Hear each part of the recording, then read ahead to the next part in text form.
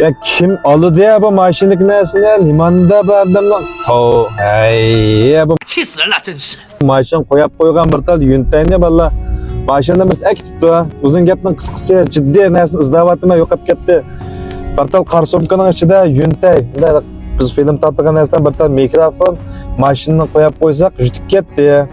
Endi ma'lum birisi Fıqmay ilib aldımı ya qanda bo'ldi agar eppagan bo'lsanglar bilmaychi pulga yaraydigan narsaga ya bo'lmasa menda bir narsa o'xsha deb eppagan bo'lsanglar u pulga yaramaydi birinchidan yana birisi menga yomon kerak bo'lib ketdi 2 kun bo'ldi topolmayapman shuni bir sizlar uchrab qolgan bo'lsanglar berib versanglar bo'ladi men bu xapalab ketmayman narsani ilib olibsizlar va mashinani ich biridan ilib olibsa majutdi demayman qolgan aminim balki shu yuntay bilan mikrofon chiqib bir qarsumkani yutib qoldi ko'rganlar olib qolsa gap qoldirib qo'yinglar ya telefon nomerim deb beray 180 97 22 05 o'sha telefon qilsanglar bo'ladi qaytib berib aytgan bo'lsanglar bo'pti-ku men bu surishni qilmayman qana